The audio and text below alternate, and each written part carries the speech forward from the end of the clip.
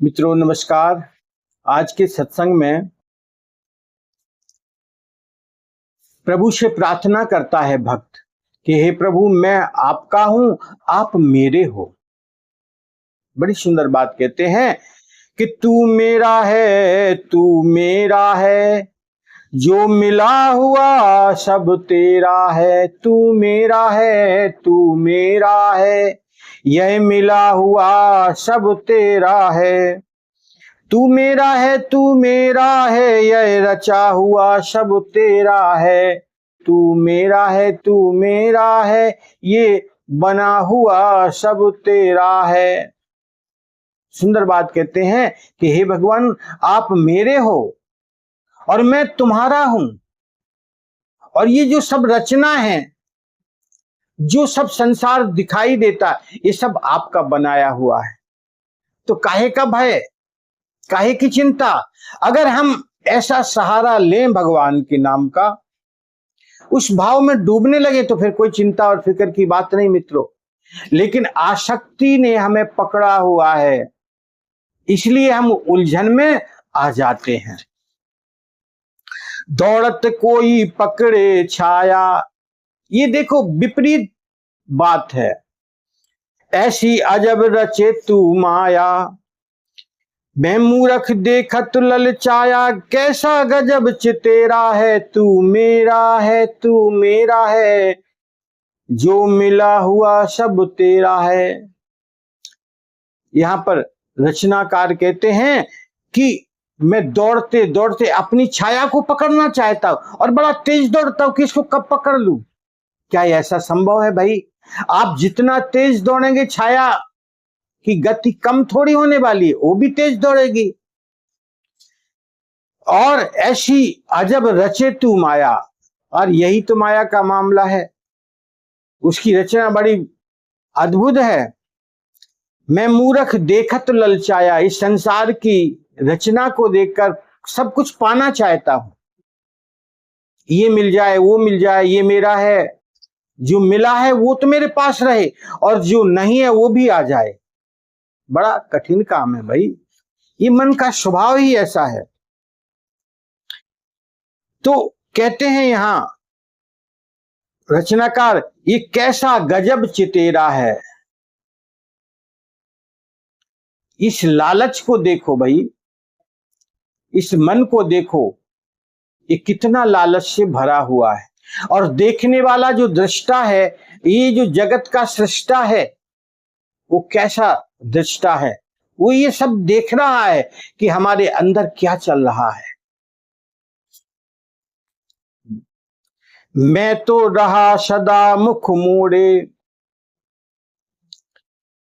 फिर भी तू मुझको नहीं छोड़े।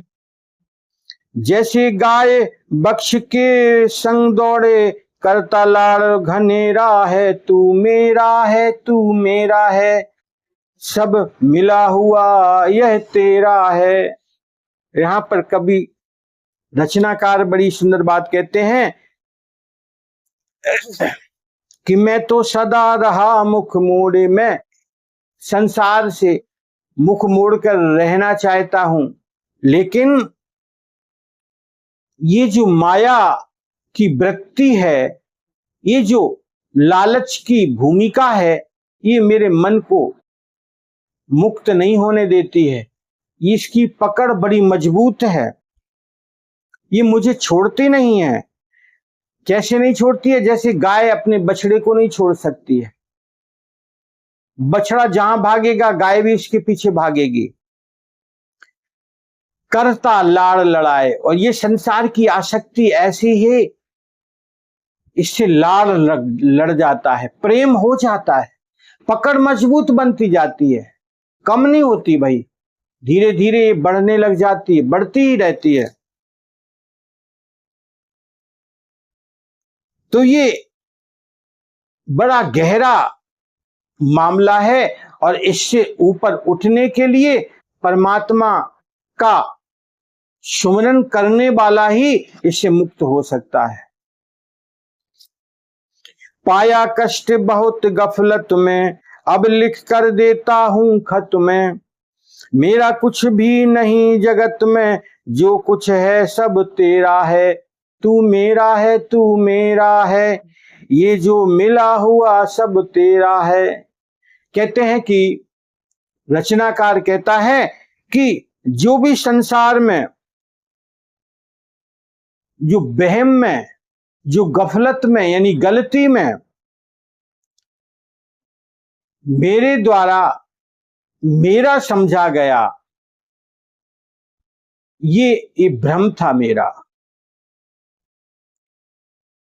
लेकिन हे भगवान, मैं खत में लिख कर देता हूं। क्या लिखता हूं?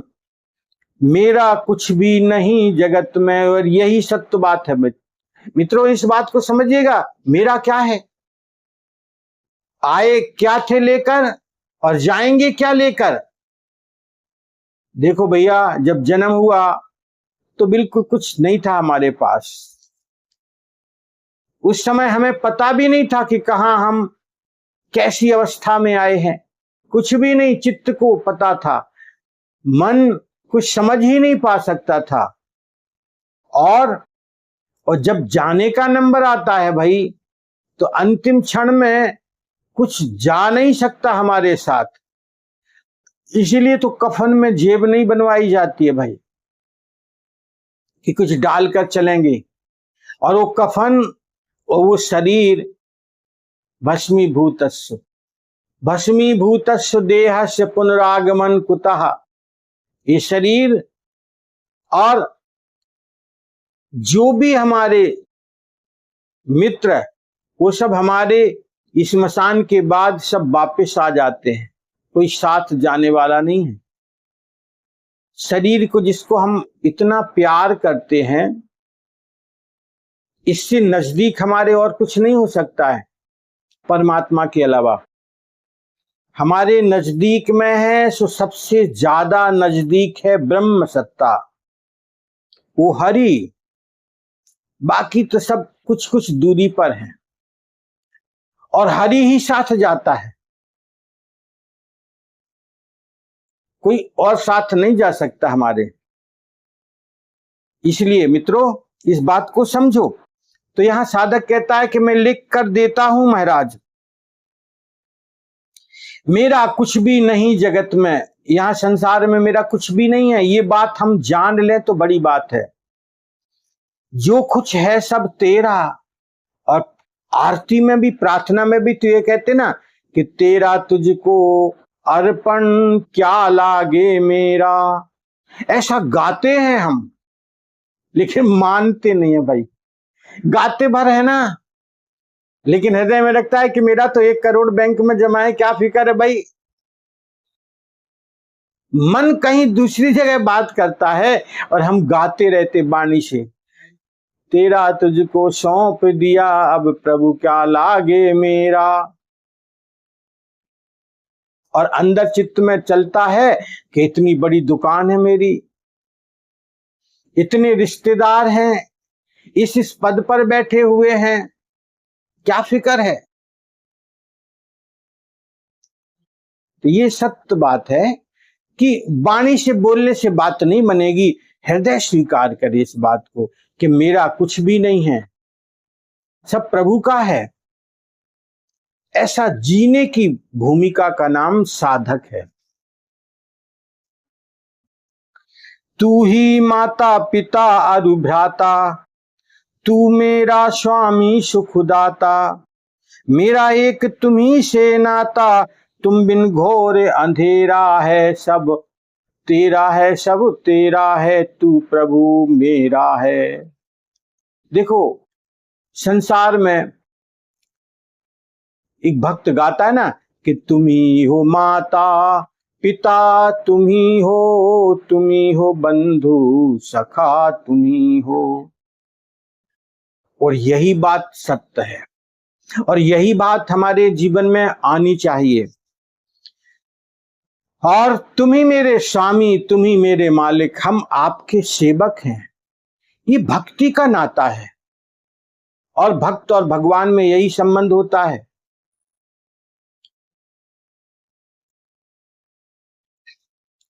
मेरा एक तुम ही से नाता, और यही संसार की बात सत्य है। तुम बिन घोर अंधेरा, परमात्मा के अलावा इस संसार में कोई दूसरा नहीं। और देखो, परिवार में जितने लोग हैं वो सब परमात्मा की परम सत्ता से विभूषित हैं, उनमें भी विद्यमान है परमात्मा। इसलिए उनके साथ अनर्थ व्यवहार कभी मत करना, गलत व्यवहार मत करना, क्योंकि वही भी तो परमात्मा के परम तत्व से भरे हुए हैं। क्या उनमें अलग तत्व है? नहीं भाई, वो भी ब्रह्म सत्ता से जागृत है भाई। तो उनमें भी न्याय संगत बात करना, कोई गलत भाव मत बनाना, किसी को गलत मत समझना। वह भी ब्रह्म की अनुभूति उनके अंदर है, और ऐसा मानकर उनके साथ अपना भाव जोड़ के रखना। और परमात्मा ही तो परम सत्य है, और वह भी आपके सभी जगह विद्यमान है। ये बात अनुभव में आ जाए तो बड़ी बात है। परम तत्व कोई ऐसी जगह नहीं जहां पर वो ना हो, जिस वस्तु में ना हो, जिस पदार्थ में ना हो, जिस व्यक्ति में ना हो।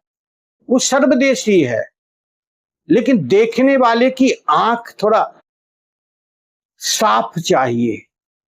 दिखाई देने वाले को ये बात दिखाई दे जाए तो आनंद ही आनंद है जीवन में। और परमात्मा के अलावा और कुछ सत्ता नहीं है यहां पर, सब उसी से डूबे हुए हैं। तुम बिन कोई रहा ना जग में, रमा हुआ मेरे रग रग में। पल भर रह नहीं सकूं अलग में, जहां रवि तहां उजेरा है। देखो, यहां पर भक्त बड़ी प्रार्थना करता है कि हे प्रभु, तुम हमारे रग रग में यानी रोम रोम में बसे हुए हो। तुमसे इस संसार में कुछ अलग नहीं है, सब कुछ आपके अंदर ही है। ऐसी दिव्य भावना में जीने वाला साधक उस आनंद स्वरूप परमात्मा को उपलब्ध होगा, और यही परम सत्य है। इस सत्य को जब वो अनुभव में उतारता है, तब उसका जीवन सार्थक है।